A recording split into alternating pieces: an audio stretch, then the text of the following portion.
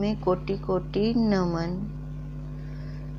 श्री योग वशिष्ठ के उपशम प्रकरण में हमारा चल रहा है कि कल वशिष्ठ जी ने सिर की जूं से लेकर इंद्र स्वर्ग में इंद्र तक के जितने भी राजभोग हैं सबको काल खा रहा है, कल ये बताया था। और इंद्र को किसने खाया? विष्णु जी के सुदर्शन चक्र ने। और फिर देखो विष्णु जी को भी काल ने खाया। अब कितने अवतार लिए विष्णु जी ने, और हर अवतार के अंदर सुख दुख सारा कुछ दिखाया। और फिर वो भी फिर लय को प्राप्त हुए। इस प्रकार जितने भी ये चारों खानियों में भूत जात प्राणी जितना कुछ भी है सारे काल को सभी को काल खा रहा है। और ये परस्पर जीवों को ही खाते हैं। देखो अब अगर इस देह पे बैठेंगे, इस संसार को सच्चा मानेंगे तो दुख सुख दोनों ही लगते हैं। आदि व्याधि जो वो उनके रोग शोक जितना कुछ भी उसका दुख संताप है वो सारा ही लगता है।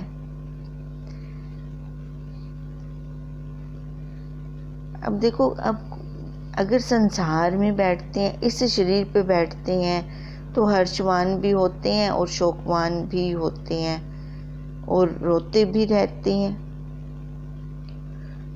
कोई सुख और कोई दुख ऐसे मानते आ रहे हैं कि मैं बहुत दुखी हूँ, मैं बहुत सुखी हूँ।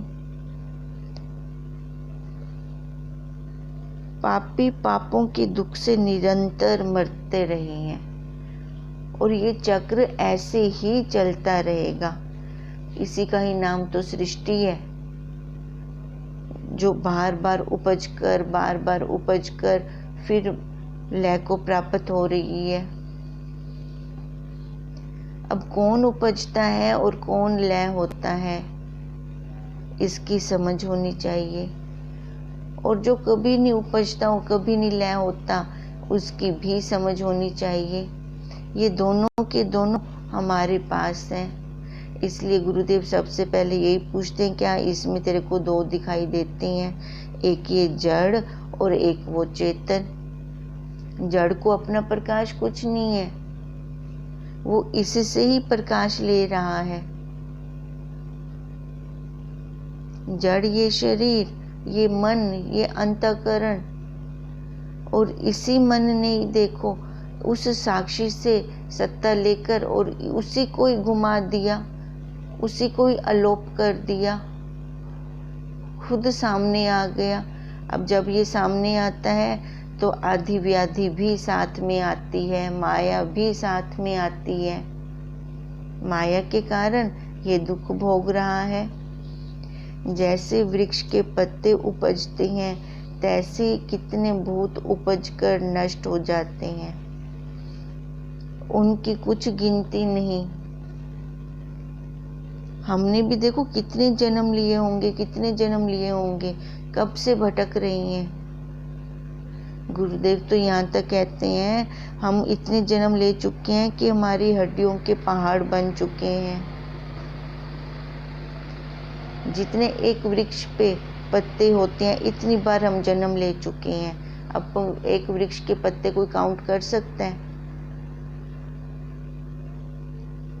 और देखो जन्म लिया है तो इसका मतलब हर जन्म में दुख है, दुख को तो भोगा ही भोगा है, उसकी कोई गिनती नहीं है। अब देखो, अब हमें तत्वज्ञ गुरुदेव प्राप्त हैं कि हम अब अपना काम बना रहे हैं। जो बोधवान पुरुष हैं वे अपने आप से आप पर दया करके आपको संसार समुद्र से पार करते हैं। गुरुदेव रूपी माँ ने हमारे लिए थाली आगे परोस दी है, सारा कुछ आगे हमारे रख दिया है, यहाँ तक कि बाइट भी हमारे मुंह में डाल दी है। पर जब तक हम खुद चबाने का पुरुषार्थ नहीं कर सकते तब तक हमें वो तृप्ति संतोष नहीं आ सकता। हे राम जी, और जितने जीव हैं वे पशुवत हैं।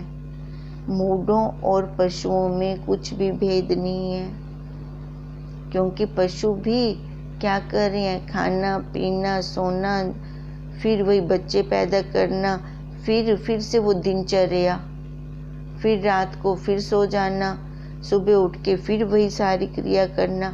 अपने लिए तो कुछ किया ही नहीं। तो वशिष्ठ जी क्या कह रही हैं, जो मूर्ख हैं अपने लिए, अपने आत्म स्वरूप को जानने के लिए कुछ भी नहीं कर रहे, क्योंकि ये कैसे मिलेगा, बाहर हमें मंदिरों में नहीं, गुरुद्वारों में नहीं, चर्चों में नहीं, बाहर नहीं मिलने वाला। वो साक्षी, वो परमात्मा हमारे अंदर है। जब हमारी वृत्ति अंतर्मुख होगी तब जाकर हम उसके दर्शन कर सकते हैं। दर्शन मतलब उसका अनुभव। हे राम जी, और जितने जीव हैं वे पशुवत हैं। मूढ़ों और पशुओं में कुछ भेद नहीं, और उनको हमारी कथा का उपदेश भी नहीं। कोई अधिकारी हो तो गुरुदेव उपदेश देते हैं। मूढ़ों को उपदेश देने का क्या फायदा। जैसे पथरीली भूमि के ऊपर बीज डाल दिया, बीज भी वो वेस्ट हो जाता है। वे पशु धर्मा इस वाणी के योग्य नहीं है। देखने मात्र को तो मनुष्य हैं, परंतु मनुष्य का अर्थ उनसे कुछ सिद्ध नहीं होता। ये शरीर रूपी कपड़ा तो मनुष्य वाला डाल रखा है, पर मनुष्य वाली कोई कृति ही नहीं है।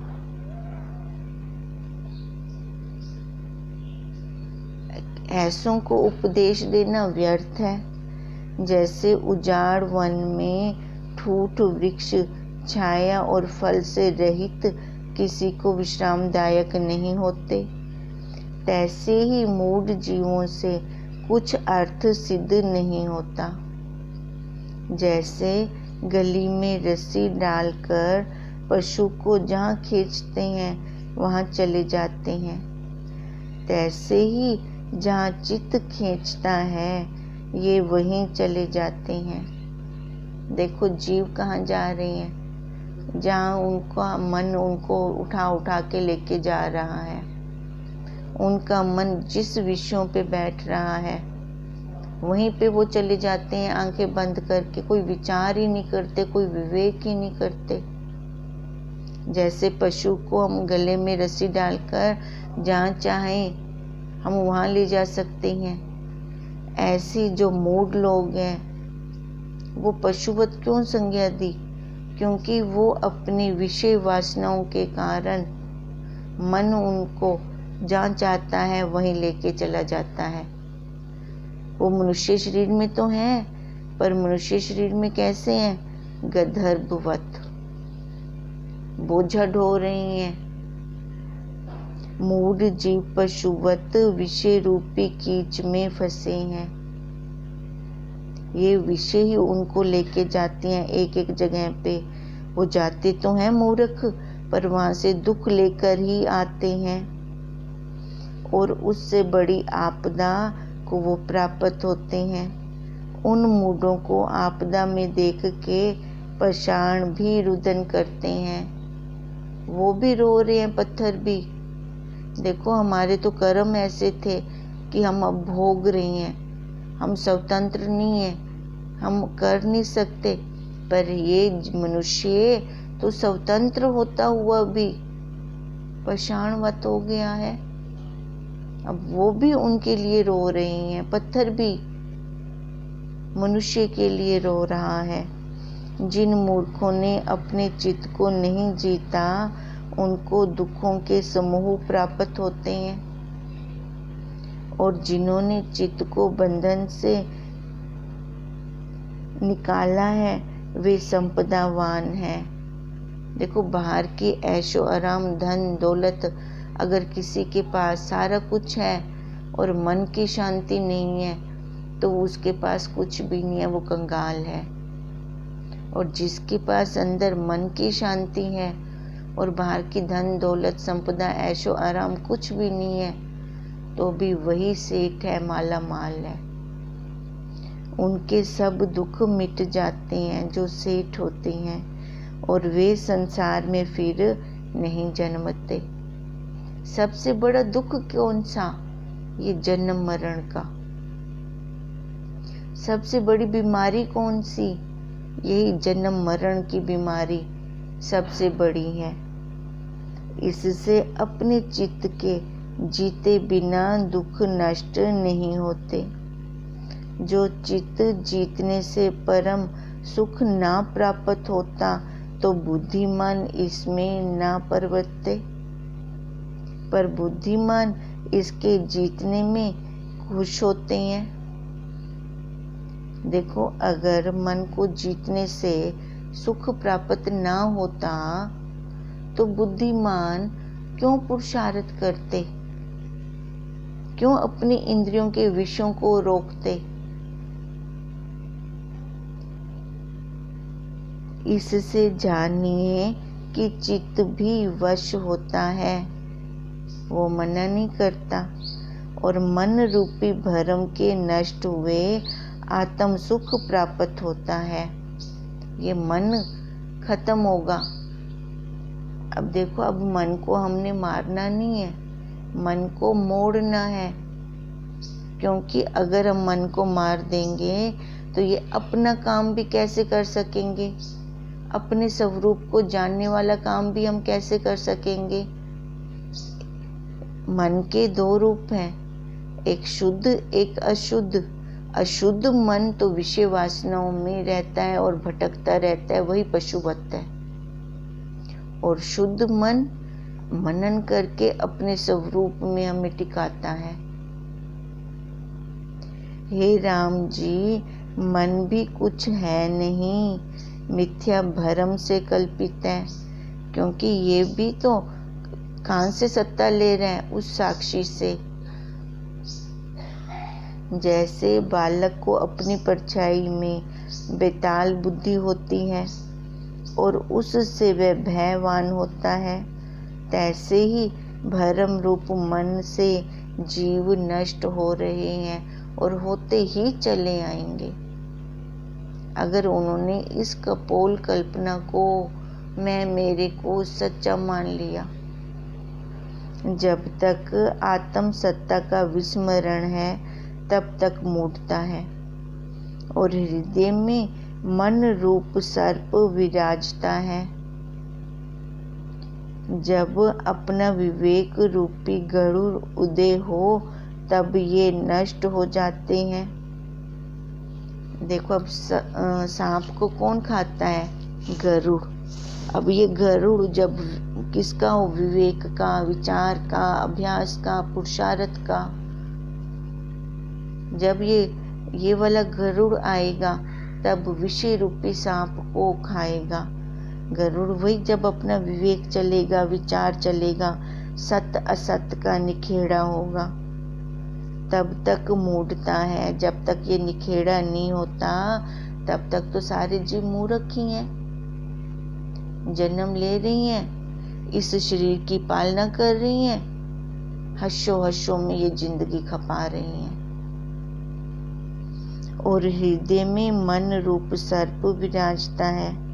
जब अपना विवेक रूपी गरुड़ उदय हो तब वे नष्ट हो जाते हैं।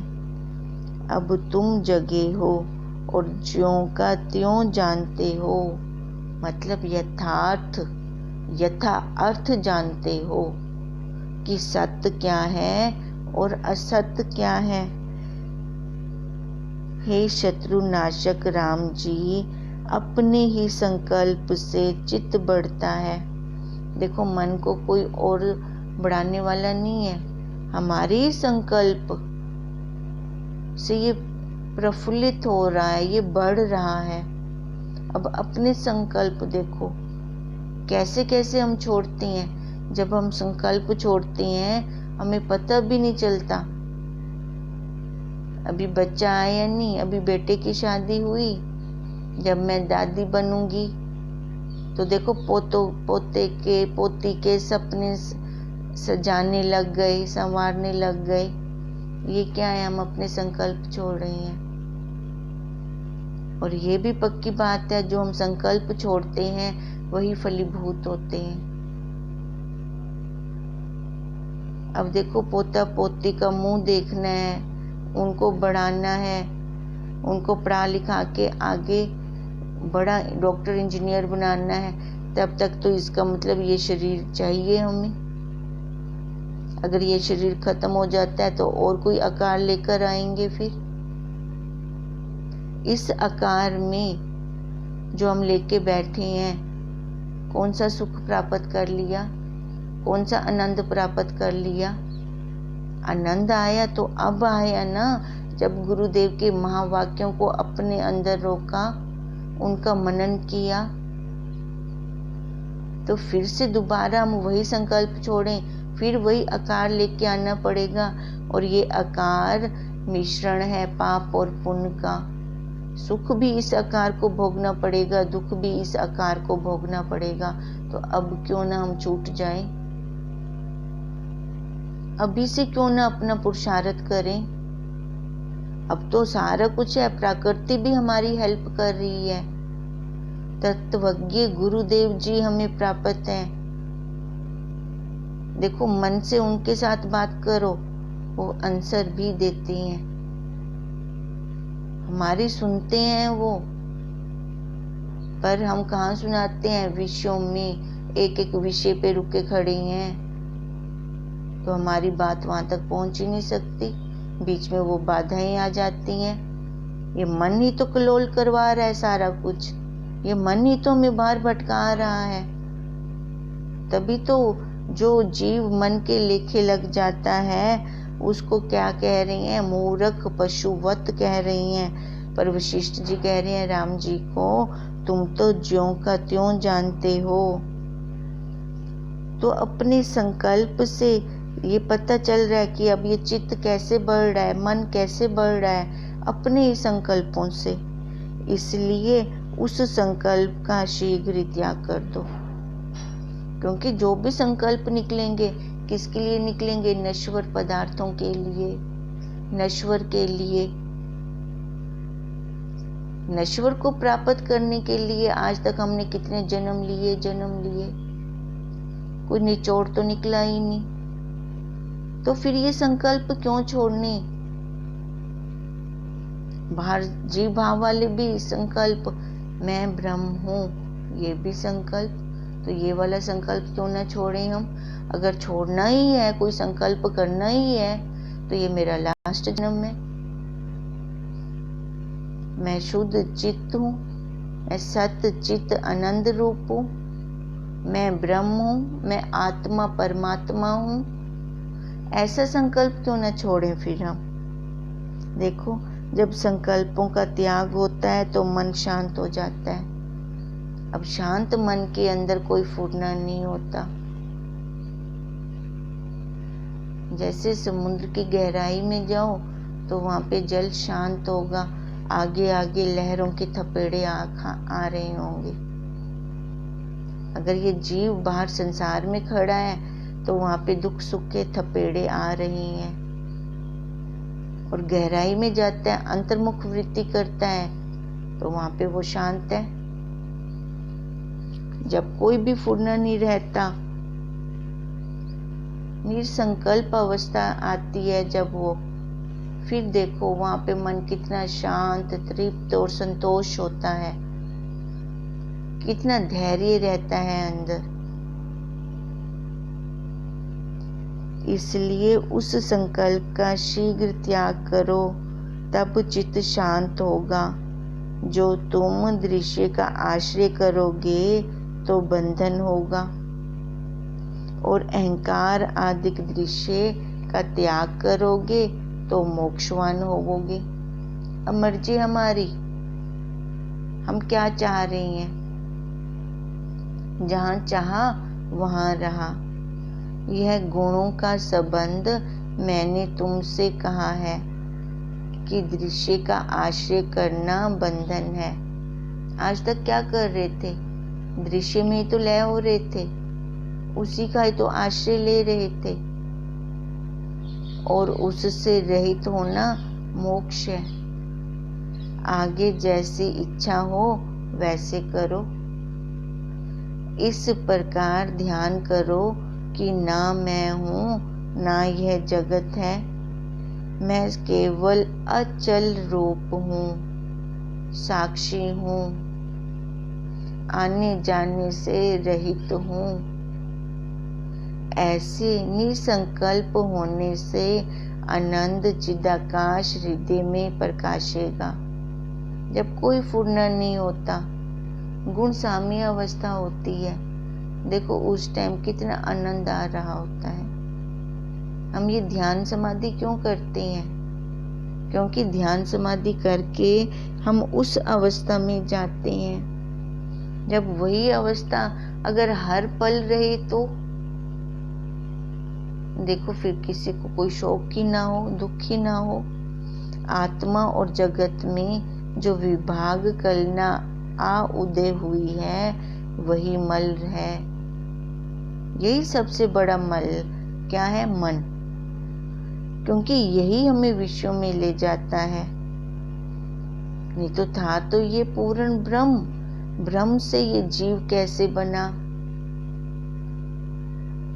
इसी दूषित मन के कारण ये जीव बना। इस द्वैत भाव के त्याग किए से जो शेष रहेगा उसमें स्थित हो जाओ। आत्मा और जगत में अंतर क्या है? दृष्टा और दृश्य के अंतर जो दर्शन और अनुभव सत्ता है। देखो आत्मा और जगत में अंतर क्या है? अब आत्मा का तो हमें अनुभव होता है ना, इसका कोई रंग रूप आकार नहीं है, इसको हम देख नहीं सकते। और जो दृष्टा है, अब दृष्टा किसको देख रहा है? किसकी अपेक्षा से दृष्टा कहा गया? दृश्य की अपेक्षा से। अब वो दृश्य है तो दृष्टा है। अब दृश्य मतलब जो दिखने योग्य वस्तु है, और दृष्टा मतलब जो उसको देख रहा है। इतना अंतर है दोनों में। जो देख रहा है ना, देखेगा किसको? पदार्थों को।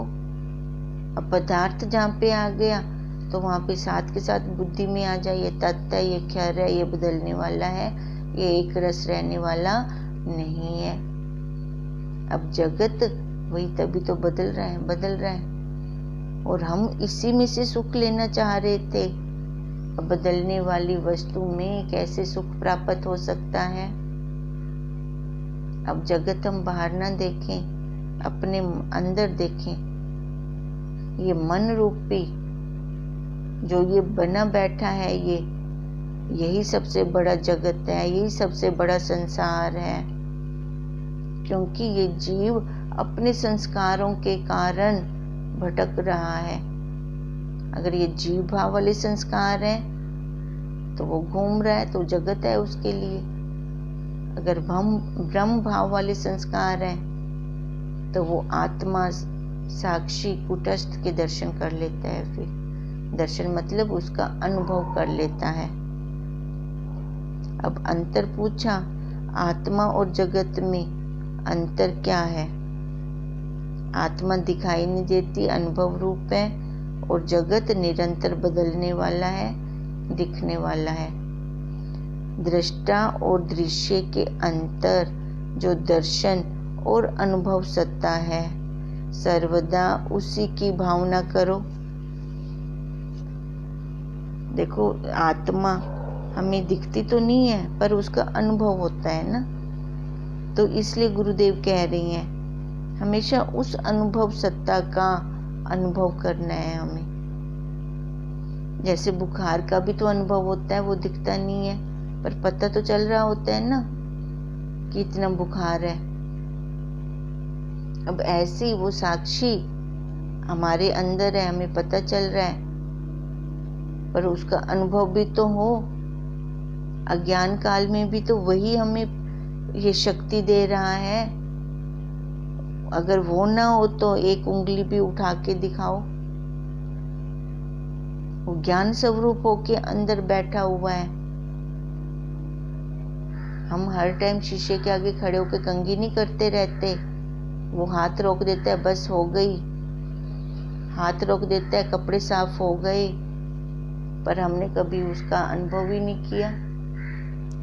हमने क्या लेप लगा रखा था, मेरे को पता चल रहा है। कैसे इस शरीर को सच्चा मानकर, मुर्दे का भी तो शरीर है, करे वो कुछ, फिर वो तो कुछ भी नहीं कर सकता। ये खाली अनुभव रूप है, अनुभव ही होता है हमें इसका। इसलिए कह रही हैं उसी की भावना करो बस, और स्वाद और आस्वाद लेने का त्याग, लेने वाले का त्याग कर उनके मध्य जी स्वाद रूप है। उनके मध्य जीव स्वाद रूप है। देखो अब कौन बता रहा है कि ये अच्छा है, ये अच्छा नहीं है? कोई तो है बताने वाला। हम कहाँ फंस रहे थे? स्वाद में, आस्वाद में। जो स्वाद और आस्वाद में फंसते हैं वो जीव है। वही कह रहे हैं वशिष्ठ जी कि उनका त्याग करो। और जो जनवा रहा है वही स्वाद रूप है। असली स्वाद तो वही है, जनवाने वाला। कहते हैं उसी में स्थिर रहो, उसी में एक रस रहो, उसी को जाने, उसी में दृढ़ता करें, अपने साक्षी स्वरूप में। वो तो ना बदला, बचपन से लेकर आज तक वो क्या बदला? अगर बदल जाता तो बचपन की स्मृति कौन करवाता? जबकि बचपन वाला शरीर नहीं है, बचपन वाली बुद्धि नहीं है, बचपन वाले कपड़े नहीं है, बचपन वाली फ्रेंड्स नहीं है। सब बदल गए, आकार बदल गया, कपड़े बदल गए, बुद्धि बदल गई, पर जो ना बदला वो तो एक का एक स्थिर रहा। वही वशिष्ठ जी कह रही हैं उसी का अनुभव करो। वही आत्म तत्व है, उनमें तन्मय हो जाओ। अनुभव जो दृष्टा और दृश्य है, उसके मध्य में जो निरालंब साक्षी रूप आत्मा है, उसी में स्थित हो जाओ। अब देखो, जैसे एक कह रही हैं बौद्ध मत वाले कि शून्य है, शून्य है। अब शून्य को भी तो कोई अनुभव करवा रहा है, वो शून्य को ही आत्मा मान रही हैं। पर नहीं, आत्मा शून्य को भी तो कोई बताने वाला है। शून्य मतलब वो खालीपन, वो आकाश। आकाश को भी तो कोई जनवा रहा है। जहां पर हम मन को रोकते हैं, स्थिर करते हैं, ध्यान समाधि में कैसे शून्य हो जाता है, फिर उस शून्य में फिर आनंद आता है। वो आनंद आत्मा तो नहीं है ना, उस आनंद को भी तो हम बखान करते हैं ना। फिर वो विज्ञान मत वाले भी जैसे कह रहे हैं कि बुद्धि आत्मा है, पर बुद्धि भी तो बदल गई। वो कौन सा एक रस रही? तो बदलने वाली चीज तो बुद्धि नहीं हो सकती। इसलिए वशिष्ठ जी कह रहे हैं कि अनुभव जो दृष्टा और दृश्य है, जो अनुभव करवा रहा है, मैं देखने वाला हूं, मैं देख रहा हूं कि ये खा रहा है, जो मैं देख रहा हूँ, जो ये शब्द बोल रहे हैं, तो इसको भी तो सत्ता देने वाला पीछे से कोई है। ये शरीर दृश्य रूप बन गया, ये दिख रहा है। जो इनको जन्मा रहा है, दृष्टा और दृश्य को जो जन्मा रहा है, वो उपद्रष्टा वही मैं हूँ, वही मैं साक्षी हूँ। उसका कोई रंग रूप आकार नहीं है। अब एक कार्य हमने खत्म किया, दूसरा कार्य अभी हमने शुरू नहीं किया। उसके बीच की जो अवस्था है, चाहे वो 1 सेकंड की है, चाहे 2 सेकंड की है, चाहे 5 की है, चाहे 10 मिनट की है, जहाँ पे कोई भी फुरना नहीं होता, एकदम मन शांत होता है, उसको गुण साम्य अवस्था कहते हैं। और वही अपनी अवस्था है, वही हम हैं, वही हम साक्षी स्वरूप हैं।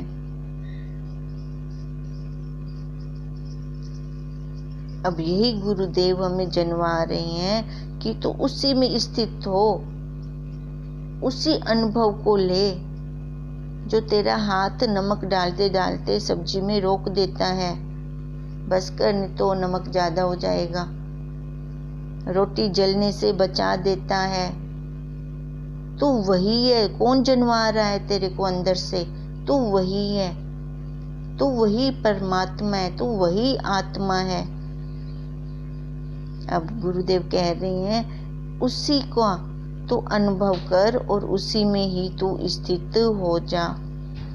जब तक ये हमारा अनुभव नहीं होता तब तक हम उस चीज को नहीं देख सकते, उसका हम अनुभव नहीं कर सकते। हरि ओम तत्सत, हरि ओम तत्सत, हरि ओम तत्सत।